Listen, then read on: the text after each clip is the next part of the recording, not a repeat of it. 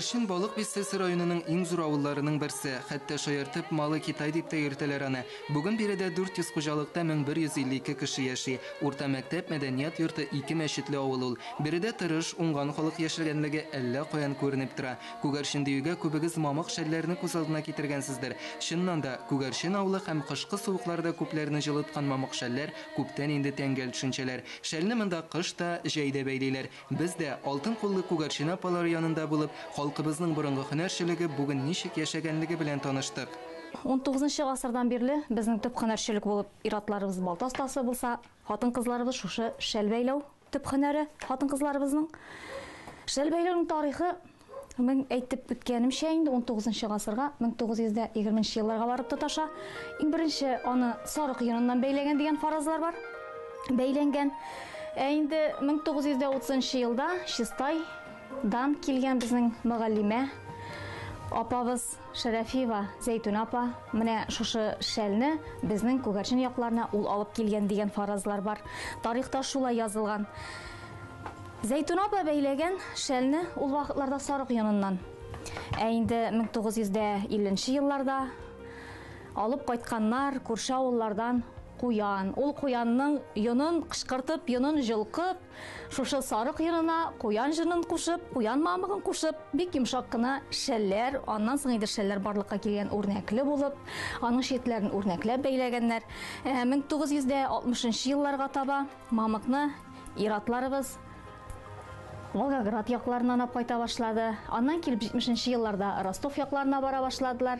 Инде бүгенгесе көндә ул як кешеләре безгә килеп үзләре безне мамык белән һәр кайсыбызны тәэмин итеп торалар. Иң беренче менә Күгәршиндә минем иптәшем алып кайтты. Казакстанда бер дус мужиге шунда мамык бар икән дип әйтте дә, шуннан Казакстаннан алып кайтты 64 елны.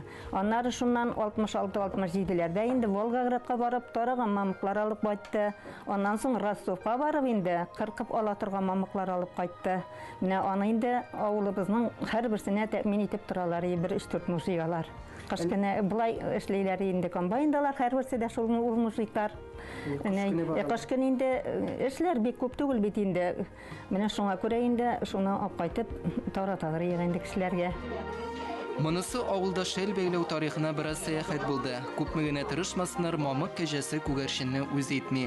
Роза апа 72 яшьтә булуына карамастан, шәл бәйләүдән бүген дә аерыла алмый. Күмәк хуҗалыкта эшләгәндә бер тиен түләмәгән чакта да шушы һөнәребез коткарып калды диләр биредәгеләрнең күбесе. Һөнәрле үлмәс, һөнәрсез көн күрмәс дигәннең хаклыгына тагын бер дәлил. Һәр эшнең үз тәртибе бар. Алтын куллы апалар безгә шәл бәйләүнең кайбер серләрен ачты. 400 грамм мамык кирәк бер шәл бәйләү өчен. Мамыкны шампунь белән юла. Чәч юа торган яхшы шампунь кирәк мамыкны юу өчен. Шулай иткәндә генә шәл бик яхшы килеп чыга. Аннан соң мамыкны юязабыз. Бу эшкә өйдәге бала-чагалар да җәлеп ителә. Данир шулай һәр кичне әнисе белән дәвәнисенә булыша икән. Аның бурычы бер ушка юылган мамыкны алып йомшарту. Күгәршинчә әйткәндә тетү була. Мин үзем мамыкны язам. Аннан соң аны шапылдык белән тигезлиләр. Һәм шушы шапылдык белән тигезләгәннән соң ул кешегә бәйләү өчен уңай була, кабарып тора, йомшара. Һәм аннан җеп эрлиләр. Данир искәрткән шапылдавык менә шушы була инде. Беренче карашка ул зур таракны хәтерләтә.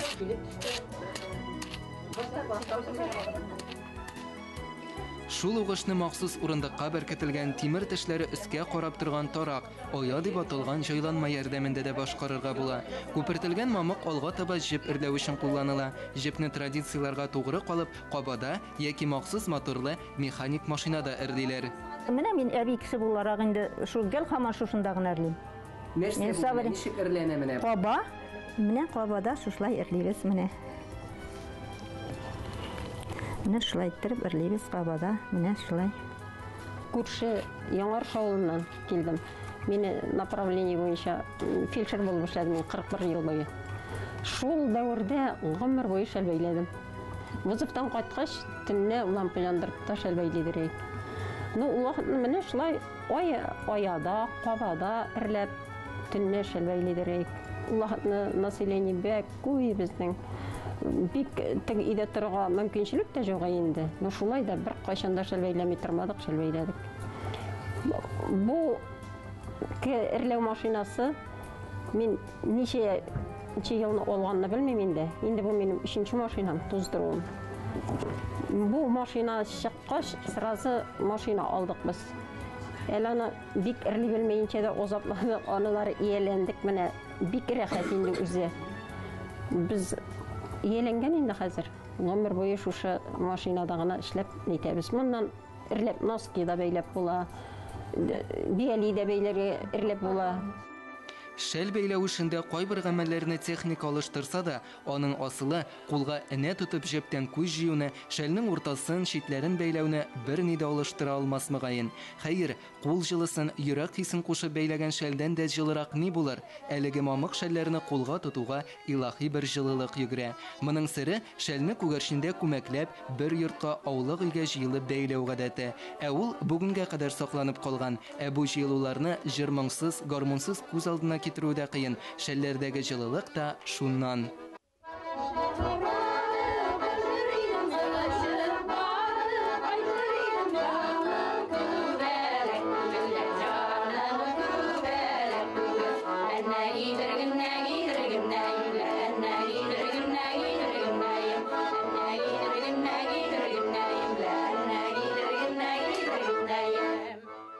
Менә хәзер минем кулымда 4 пишмаклы шәл.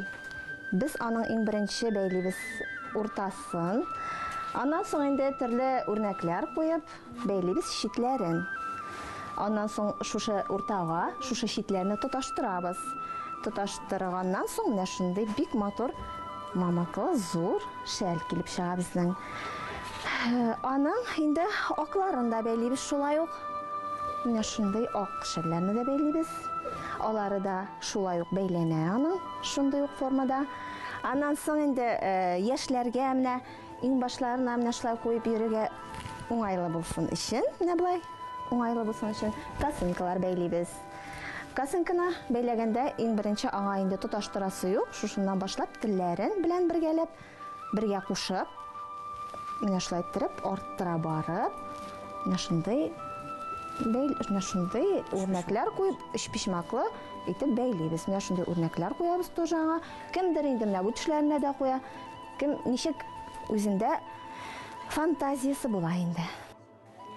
Ә бу алтын куллы апаларда фантазия җитәрлек. Алар кулыннан гөл тама дисәк тә ялгышмабыз. Һәр яңа шәл бер-берсен кабатламый торган сәнгать әсәренә тиң. Шәлләрдән бигрәк төрле төсле, бизәкле бияләйләр, башмакларга, йон оекларга гына игътибар итегез әле. Бүген әлеге төр товарга аеруча сорау зур икән.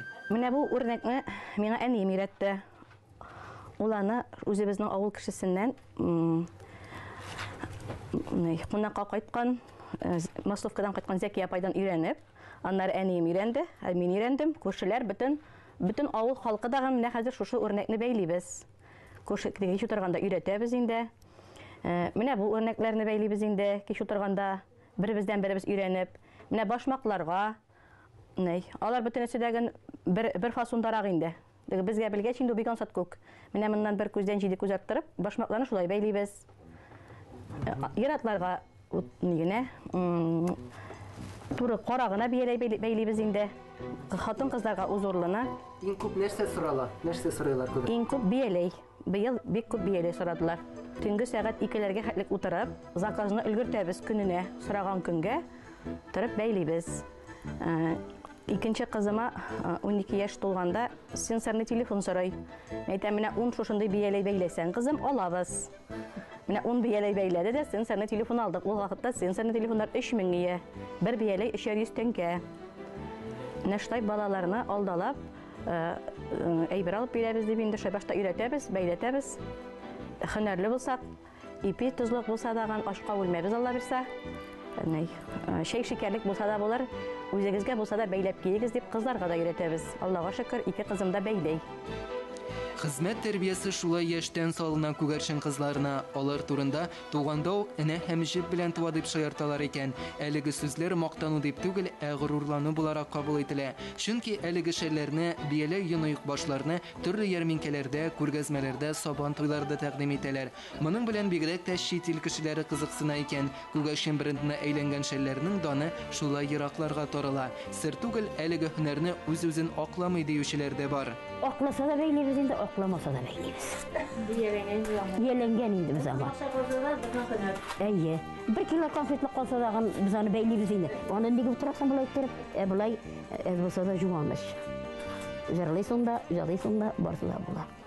Атам да юк, анам да юк. Кара башлы балам да юк. Sabır itüler safaltın, sabırlık bir teğel Allah'ım.